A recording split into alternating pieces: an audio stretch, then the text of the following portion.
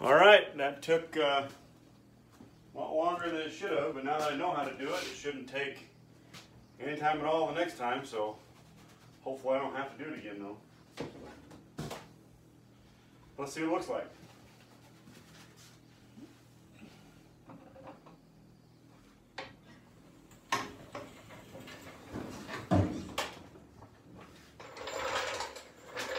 Whew. Ooh, she's low. I think that's perfect.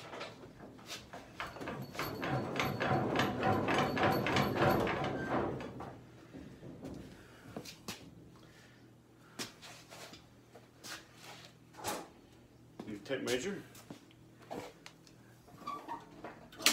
Because passenger front was 32.5. I need it to be around 28. And what? 30.5? I still got 2 inches? Wait a minute. 32.5. Needs to be around 28.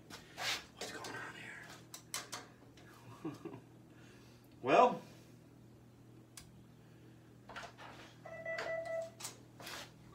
hi Chloe B. It's not low enough. Maybe I need to take it for a drive though and let it settle. Okay. Dang it. It's supposed to be lower. But on the front side it looks really low. It's a lot lower than it was, but it's not low enough.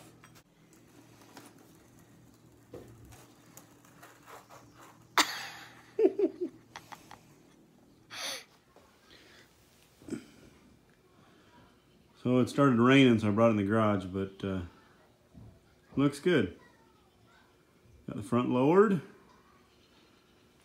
It's not slammed, but it's lowered.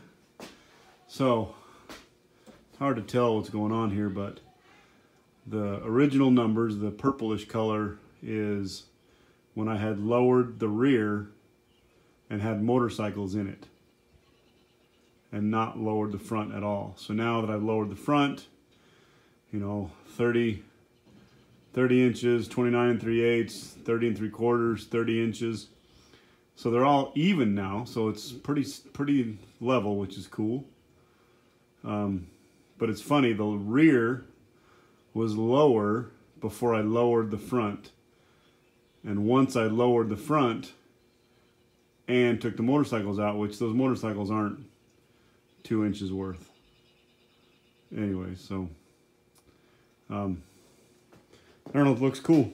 So now, my next project, and if you guys see this project, it will have worked. But if you don't, it didn't work.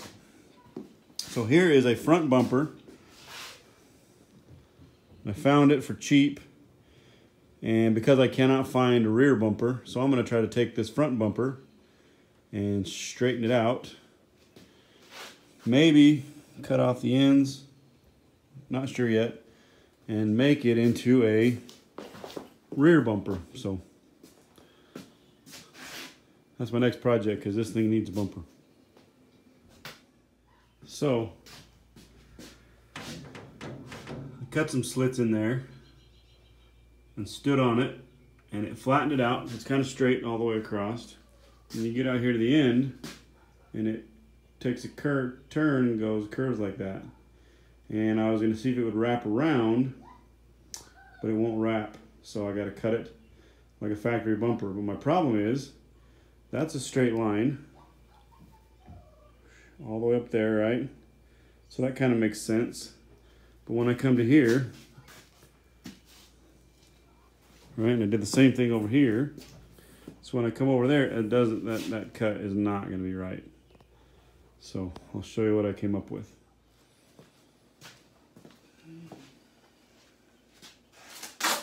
So now I'm going to mask this off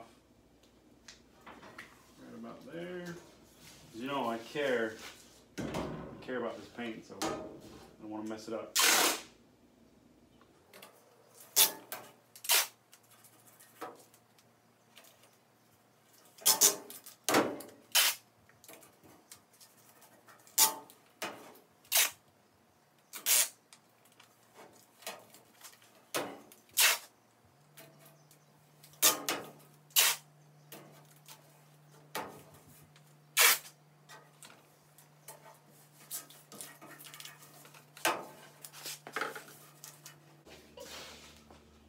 Okay, so Kendall, you hold that perfectly level and flat all the way across there.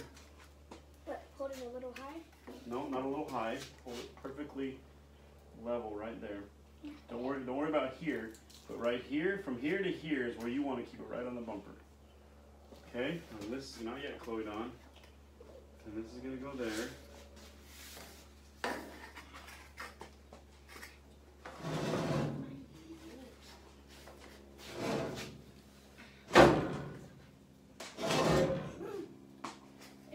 Let's see.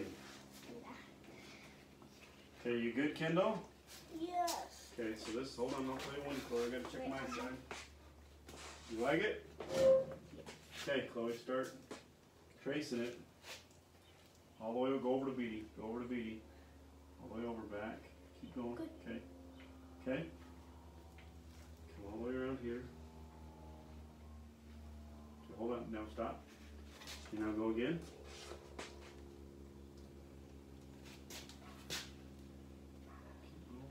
Does that piece of paper need to come off of there? No. Okay. All right. There we go.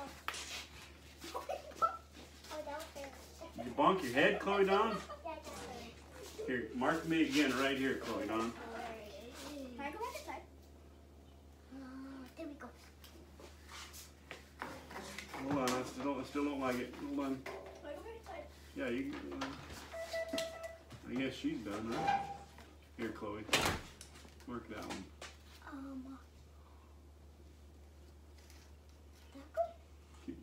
That'll work. Okay. So the real reason for the tape is I don't want Chloe putting Sharpie all over it. So anyways, now I got a flat.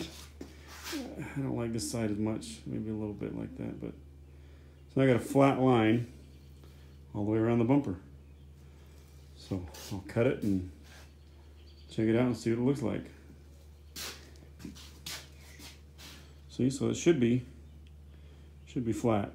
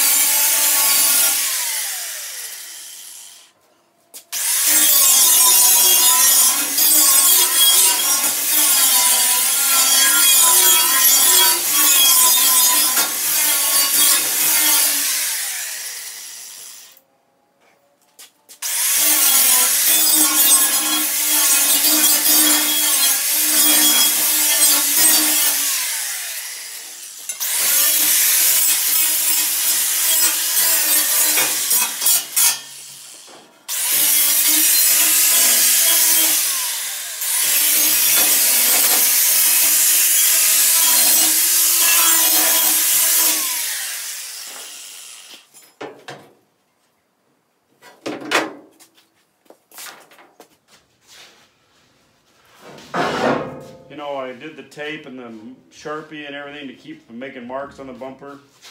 I don't want to have stray grinding marks everywhere, but so whoever cut this off, whatever they cut it off, I don't know.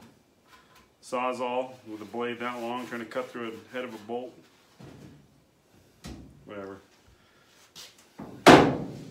So I don't know why I'm trying to spend so much time trying not to put grinding marks on the bumper.